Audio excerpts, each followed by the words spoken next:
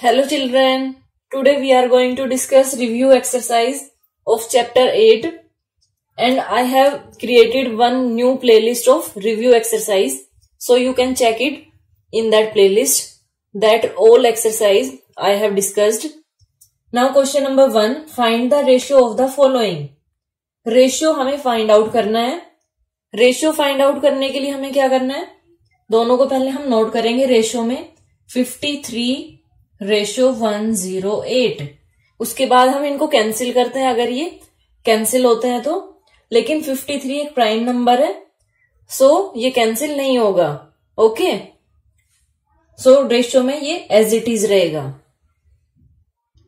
Now B part में 71:63. अब इसमें जब रेशियो में फाइंड आउट करेंगे तो पहले हमें चेक करना है कि प्राइम नंबर इनमें कोई है या नहीं है. 71 ये प्राइम नंबर है, माना कि ये 63 एक कंपोजिट नंबर है, लेकिन हमें चेक करना होता है कि दोनों नंबर सेम टेबल से कट होने चाहिए, लेकिन सेम टेबल से ये कट नहीं हो रहे सो ये आगे सोल्व नहीं होगा.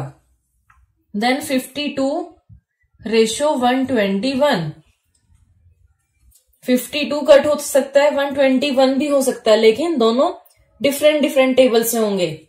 इसमें ये 2 से हो सकता है लेकिन ये 2 से नहीं होगा, दोनों सेम से होना चाहिए. ठीक है, तभी हम उसको कट कर सकते हैं, तो ये भी नहीं होगा आगे.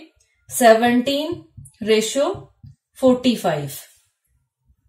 जो ये डी पार्ट तक जो भी क्वेश्चन था इसमें कोई भी नंबर कट नहीं हो रहा था, इसलिए एज इट इज है.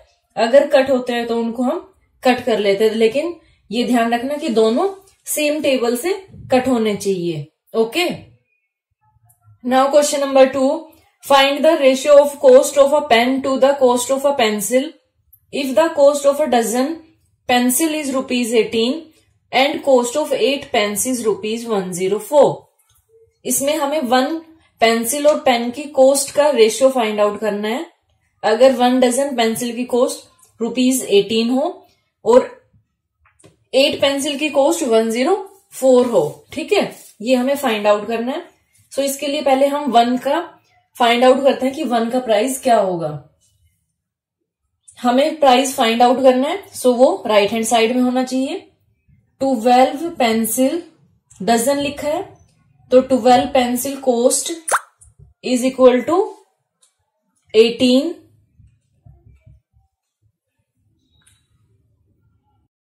And 1 pencil cost will be equal to less, और लेस के लिए हम डिवाइड करते हैं. 18 डिवाइड बाय 12, 6 से करते हैं. 6 2 जा 6, 3 जा, that is equal to 3/2 rupees. इसको अगर आप आगे करना चाहो तो कर सकते हो, otherwise 1.50 rupees. This is cost of 1 pencil. Okay, then cost of 8 pens equal to ₹104. Cost of 1 pen less, और लेस के लिए डिवाइड. 8 1 जा 8, 8 3 जा 24. ओके, अब इनका रेशियो फाइंड आउट करना है तो रेशियो को देखते हैं हम. Ratio of pen to the cost of pencil. तो पहले हमारे पास क्या होना चाहिए, पेन. पेन की हमारे पास क्या है 13.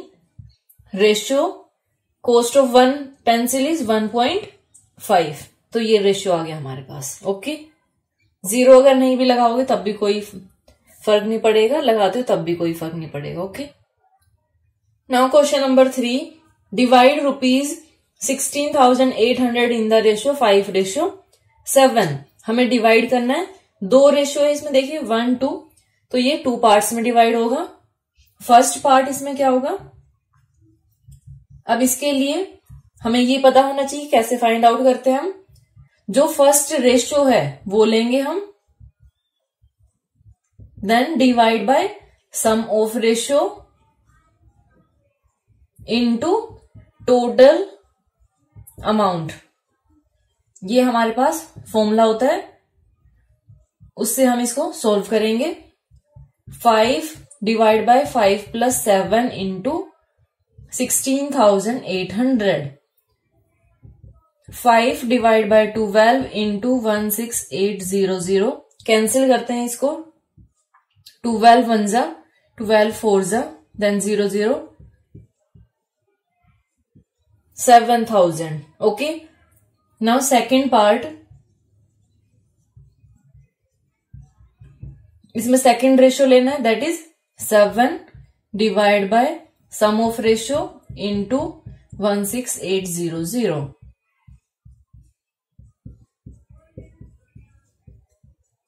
इसको कैंसिल करेंगे तो ये सेम आएगा 9800। ओके, तो ये हमारे पास किस में आया है, रुपीज में आएगा ये, तो rupees 7,900, 9,800। Now question number 4, find the missing term. Missing term इसमें फाइंड आउट करनी है।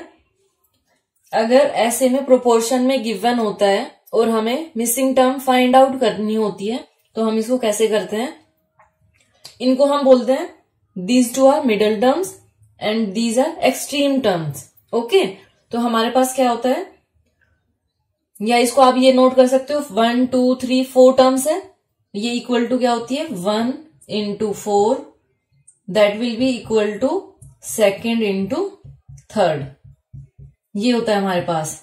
ठीक है, तो ये कैसे आएगा, 5, यहां पे कुछ नहीं है तो यहां पे हम क्या लेंगे, यहां पे लेट x ले लो, 1 इंटू 4, फर्स्ट इसमें क्या है 5 into 54, that will be equal to 15 into x। अब x की वैल्यू हमें फाइंड आउट करनी है, तो ये मल्टीप्लाई 15, इधर जाके ट्रांसपोज करेंगे तो डिवाइड हो जाएगा, इक्वल टू x। इसको कैंसिल करते हैं हम, 5 3 जा 15, 3 से किया ये, 3 1 जा 3, 8 जा, सो x की वैल्यू यहां से हमारे पास क्या होगी 8, यहां पे 8 नोट कर देंगे। ठीक है, लास्ट में आप अपने आप से कर लेंगे।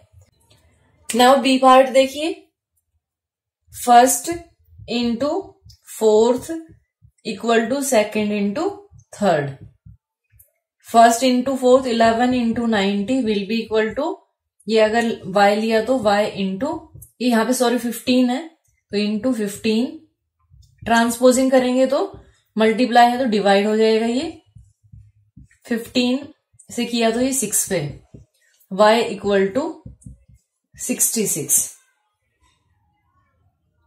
नाउ सी पार्ट, सी में भी हम ऐसे ही करेंगे। अब first into fourth will be equal to second into third,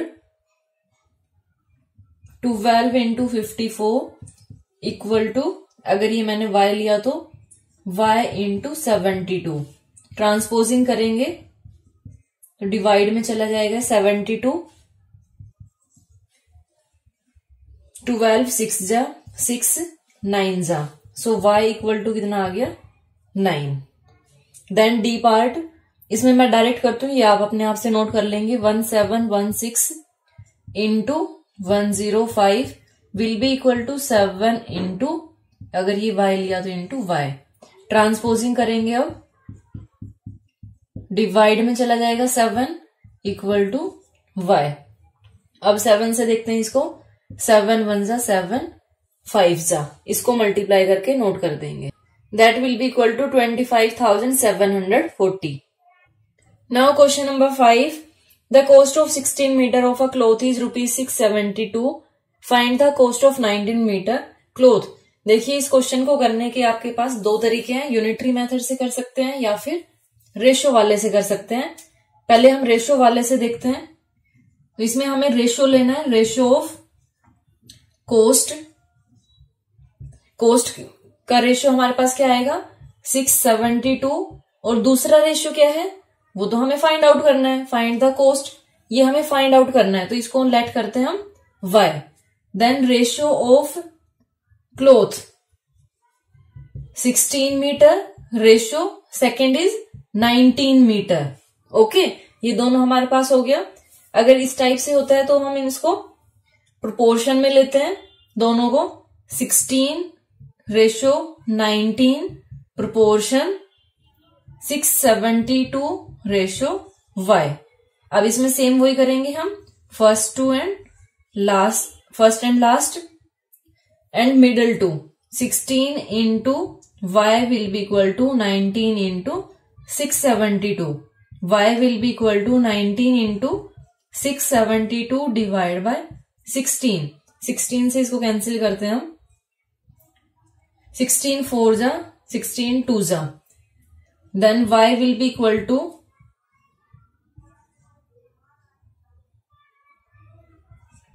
798. So हमारे पास क्या आ गए, cost of 19 metre cloth that is equal to 798 rupees. अब इसको यूनिटरी से कैसे करते हैं वो भी बता देती हूं मैं आपको। यूनिटरी में हमें जो फाइंड आउट करना है वो हमें राइट हैंड साइड में नोट करना होता है। जैसे find the cost find out करनी है तो हम इसको कैसे नोट करेंगे, 16 metre cloth cost equal to ₹672। Then 1 metre की फाइंड आउट करेंगे तो 1 के लिए कम होगा, कम के लिए डिवाइड, और 19 का आपको फाइंड आउट करना है। 19 के लिए 1 से जब कंपेयर किया तो ज्यादा है और ज्यादा के लिए हम मल्टीप्लाई करते हैं इनटू 19। अब देखिए हमारे पास सेम वही आ गया, इसको कैंसिल करेंगे 42 that is equal to 798 rupees. Now question number 6, the cost of 5 kg of wheat is ₹90. What will be the cost of 9 kg of wheat? अब देखिए इस क्वेश्चन को मैं यूनिटरी मेथड से ही करती हूँ, क्योंकि अगर आपको बोला जाता है कि रेशियो से करिए तब आप रेशियो से करिए, अदरवाइज आप किसी से भी कर सकते हैं। ओके, तो हमारे पास 2 मेथड थे, मैं यूनिटरी से करती हूँ। Cost of 5 kg of wheat equal to 90 rupees. Cost of 1 kg wheat कम होगी और कम के लिए हम डिवाइड करेंगे, 90 डिवाइड बाय 5। जो राइट हैंड साइड में होता है वो हम पहले नोट करते हैं और जो लेफ्ट हैंड साइड में है वो डिवाइड में होता है। कोस्ट ऑफ 9 kg हमें फाइंड आउट करना है, सो 9 kg wheat क्या होगा, 90 डिवाइड, अगर इसको डिवाइड करना है यहाँ पे तो यहाँ पे भी कर सकते हो आप, ठीक है, 18, और यहाँ पे डायरेक्ट फिर क्या करेंगे हम, ये ₹18 है तो 18 into 9, ठीक है, 162 rupees. Then B part, what quantity of wheat can be purchased in ₹270। अब देखिए जो मैं आपको बोलती हूं कि जो फाइंड आउट करना होता है वो राइट हैंड साइड में होना चाहिए, तो इसमें हमें क्या फाइंड आउट करना है, क्वांटिटी फाइंड आउट करना है। तो जब क्वांटिटी फाइंड आउट करनी है तो इसके अंदर हम क्वांटिटी को रिवर्स में कर देंगे। कैसे, यहां से भी आप डायरेक्ट ले सकते हो, इन, ये बी पार्ट के लिए, इन ₹18 wheat can be purchased, how much wheat can be purchased. इसमें ये हमने रिवर्स कर दिया ना, जैसे इसमें हमने कैसे क्या किया था, 1 kg ऑफ wheat, और इसमें इन 18 rupees wheat can be purchased 1 kg, जो फाइंड आउट करना है वो हमने राइट हैंड साइड में कर दिया।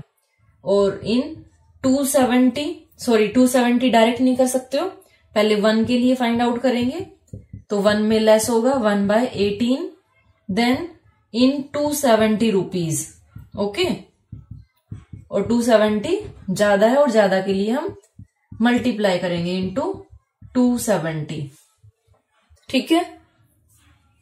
कैंसिल करते हैं इसको, 9 2 जा, फिर से कैंसिल हो रहा है ये, equal to 15 kg। Okay, this is our answer. Thank you so much for watching my video and have a great day.